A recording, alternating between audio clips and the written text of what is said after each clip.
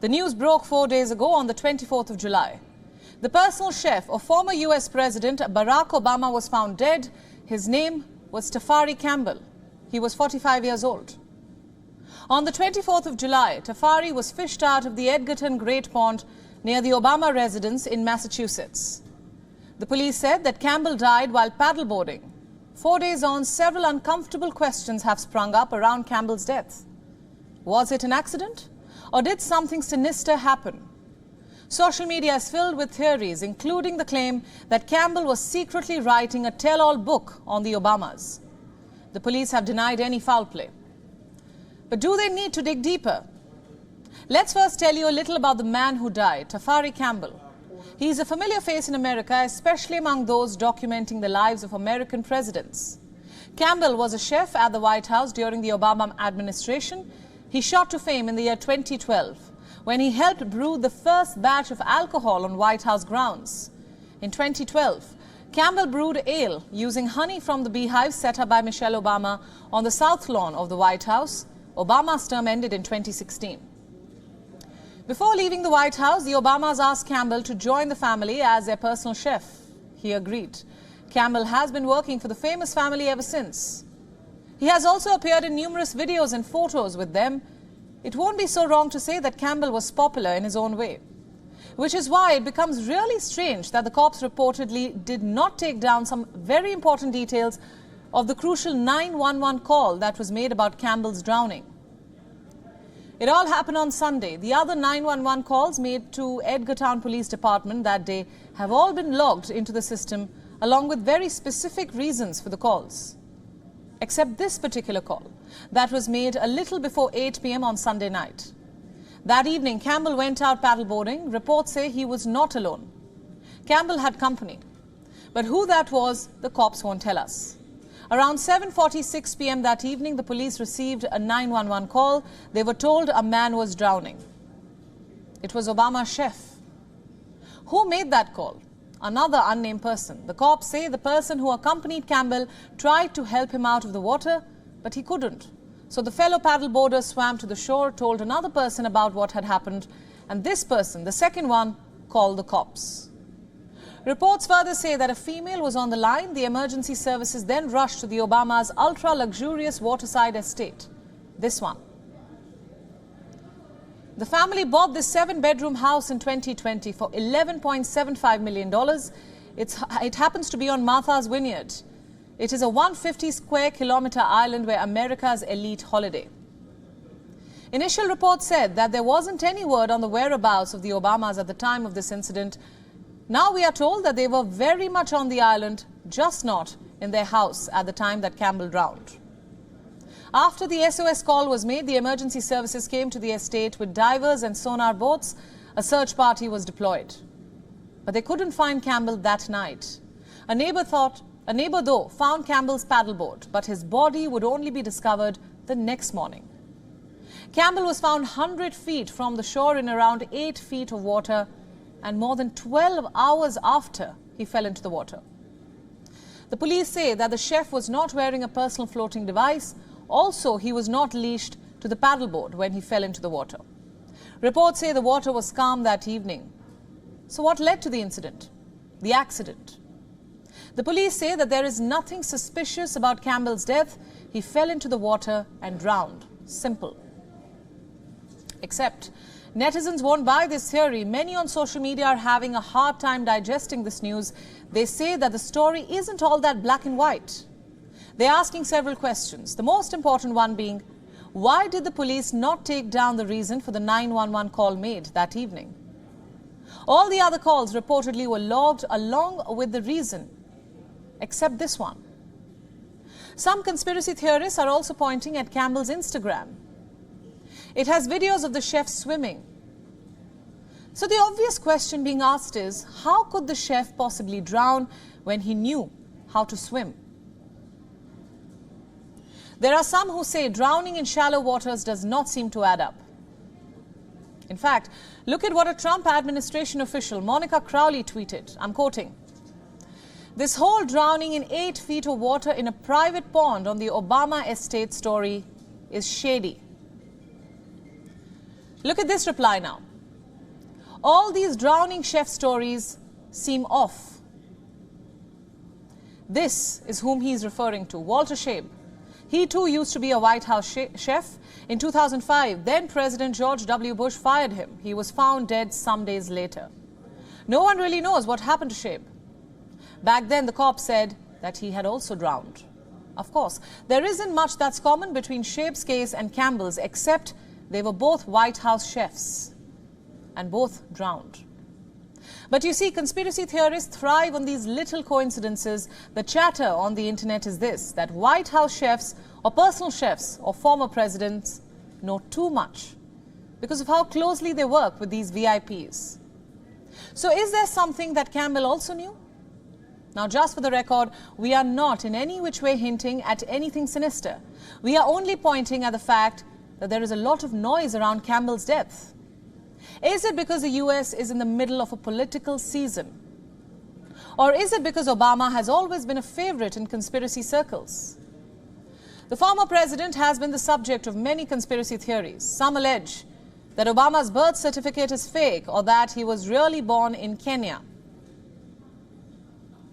There's no doubt that Campbell's death has triggered the same group, but the fact that a lot remains unanswered in this case is only adding fuel to the fire. Some netizens have claimed that Campbell was writing a tell-all book on the Obamas. No one close to Campbell or the Obamas have addressed this speculation yet. And the police are mum. Next story is about a disclosure which has embarrassed the Pakistan government and exposed the country's role in pushing drugs into India.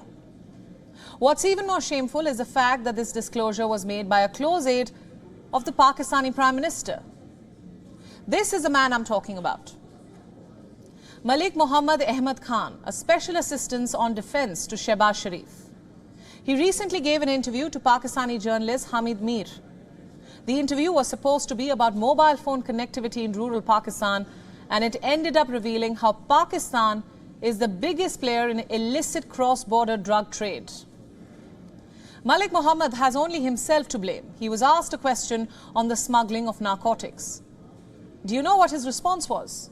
He said, yes, it's a reality, and went on to reveal two incidents when at least 10 kilograms of heroin was tied to drones and thrown into India. You must listen to this. दुरुस्त नहीं है कि इस इलाके में drone के जरिए smuggling भी होती है। बिल्कुल, और ये बड़ी तशवीशनाक है। अभी रिसेंटली एक दो इंसिडेंट ऐसे हुए हैं जिसपे 10-10 केजी हीरोइन बांध के ड्रोन्स के ऊपर उसको फेंक रहे हैं बाहर। लगी हुई एजेंसीज रोकने के लिए। फिर इसलिए शायद उन्होंने मोबाइल फोन जो है उसकी सर्विस इसलिए बंद करते हैं। उसकी वजह ये है कि सर जब इनको कोई ऐसी इंटेलिजेंस मिलती है तो ये शट ऑफ कर देते हैं, तो इसके बाद फिर तकलीफ रहती है। You heard that. This might just be the first official admission of Pakistan smuggling drugs into India using drones. I mean, when was the last time you heard a government official talking about drug trade, that too on national television? What makes this even more intriguing is the man saying this. Malik Mohammad Ahmed Khan is a member of Pakistan's Provincial Assembly. He is said to be very close to the political and military establishment in the country. He was also close to the previous army chief, General Qamar Javed Bajwa, and maintains good ties with the present military hierarchy as well. So how is the Pakistan government taking this? Are they going to sack this man? We don't know that yet. But reports say that he's facing a lot of backlash from his constituents for these remarks. The timing of this revelation is very interesting. It comes amid a flurry of drug recoveries in India's Punjab. On the 16th of April, officials from India's Border Security Force recovered 2 packets of contraband drugs in the city of Gurdaspur. The packets were reportedly tied in a single piece of cloth. A hook along with a nylon rope and a luminous strip was also found attached to the consignment. Officials said that this indicated that the packets came from across the border. Here's what added to their doubts. On the same day, BSF troops recovered 3 kilograms of heroin dropped by a Pakistani drone near the international border in Punjab's Amritsar. Now here's the thing. It is common knowledge that Pakistan pushes drugs across the Indian border. In fact, 2 years back, a report said that more than 80% of illegal drugs entering India come from Pakistan. It revealed how Pakistan has an absolute monopoly in the subcontinent's narcotics trade. In fact, Pakistan's deep state is an active proponent of this trade. The Inter-Services Intelligence is involved in pushing drugs into Punjab and Jammu and Kashmir. On multiple occasions, Indian officials have intercepted these shipments. In fact, some of you might have heard of the Golden Crescent. It is one of the biggest opium-producing regions in the world. It straddles Central and South Asia, basically Pakistan and Afghanistan. Now, we know that every drug producer needs a middleman. For Afghanistan, that middleman is Pakistan. It's a well-oiled machinery. The opium is grown near the Af-Pak border, in places like Kandahar and Helmand. And from there, the drugs are transported through land to Pakistani port. There's a lot of tacit support from Islamabad. The local dons get a free pass. Government officials often look the other way. And some of these drug shipments are pushed into India via land. In Punjab, the smugglers have dug tunnels to transport drugs into India. Some of them simply toss drug packets across the border. And the farmers take these packets home. They are collected by couriers and then sent to distributors all over India. The remaining shipments are transported through the sea. In some rare cases, foreign navies catch them. I can give you examples. In August of 2020, Sri Lanka seized a fishing vessel with 290 kilograms of heroin. In September of 2020, they seized 2 ships. They were carrying around 336 kilograms of heroin. These were just 2 examples. There are many more. But you get the point. Pakistan's narco-terrorism against India runs deep and wide. Too bad. Its own officials now don't hesitate in talking about it. We're not done with the story yet. Here's another question. What should be the punishment for drug trafficking? A hefty fine? Time in prison? These 2 are the usual penalties that come to mind. But what about execution? Do you think it's a punishment gone too far? Singapore, for one, doesn't think so. Earlier today, it hanged a woman convict for attempting to traffic an ounce of heroin. An ounce. This is the first execution of a female prisoner in the country in nearly 2 decades. The woman in question has been identified as 45-year-old Sari Devi Jamani. She was sentenced to a mandatory death penalty in 2018. 5 years on, she has been put to death. Remember, Singapore has some of the world's harshest drug laws. Over the years, there have been protests against them. But the country's government remains adamant that capital punishment works to deter drug traffickers and maintain public safety. Human rights groups don't agree. They're calling this case a grim milestone for the city-state. They say it not only risks Singapore's global reputation, but also its financial future. The debate is on. Here's hoping the 2 sides are able to reach a consensus.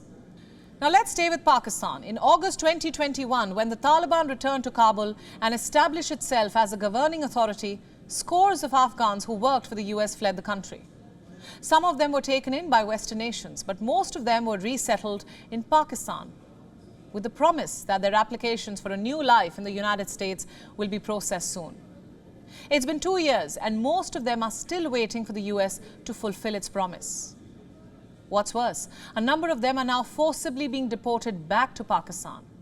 Yes, Islamabad is sending back hundreds of Afghan refugees to face the Taliban repression. Let me remind you, these are the same people who supported the United States in its campaign against the Taliban. And they're now being left at the Afghan border by the police to find a way back. This begs the question, how many Afghan refugees are there in Pakistan? According to reports, there are apparently 250,000 Afghan asylum seekers who have arrived in Pakistan since August of 2021. And how many of them have been sent back? Well, in January, a report said that 600 Afghans were deported in just 72 hours. The latest report, however, says that since then, more than 530 more Afghans have been deported back from Pakistan. This is according to a volunteer group called the Afghanistan Immigrants Refugees Council. They have released this figure based on their study of local records, but they maintain that this may be a low estimate, as many Afghans were deported without any documentation. What if they refuse to go? Then they're targeted by the state. Reports say that the Afghans waiting in Pakistan have been facing harassment by Pakistani police. This includes arbitrary arrests and demands for money. Look at this report now. It says that last summer, nearly 1,400 Afghans, including 129 women and 178 children, were detained in Karachi and Hyderabad. This was the largest number of arrests made to date in Pakistan. God knows how many more have been put behind bars since then. Look at this report now. It came out in December of 2022. It showed a picture of children standing behind bars at a jail in Pakistan's Sindh province. Reports say that there were at least 178 of them. Yes, Pakistan put 178 Afghan children behind bars. And when questioned about this, do you know what Pakistani authorities said? Let me quote the response of Sindh's Information Minister, Sharjeel Memon. He said, "The law states that if any child is under the age of 7 years, they may be allowed to stay with their mother in jail." So where will the children go when their father is also in jail? These children were kept as inmates and not as prisoners. Why not send the children to a care center? Why keep them inside the same rotten jails? The excuse provided by Pakistan truly defied logic and morality. But the bigger question is, can it really subject Afghan refugees to such cruelties? Well, Pakistan has not adopted the UN Refugee Convention of 1951. What's that? Well, it's a convention which confers a legal duty on countries to protect people fleeing from serious harm. It formalized the rights of refugees under international law. A total of 149 countries have signed up to this law. Pakistan, however, is not one of them. This gives Islamabad an excuse to do whatever it wants with the refugees. But the biggest culprit here is the United States of America. It was the US which promised these refugees a new life. It was the US which lured them into leaving their land. Where is Washington now? Will it answer for the cruelties that Pakistan is subjecting these refugees to? This is a question that the people of America must ask their leaders. WION World is now available in your country. Download the app now and get all the news updates on the move.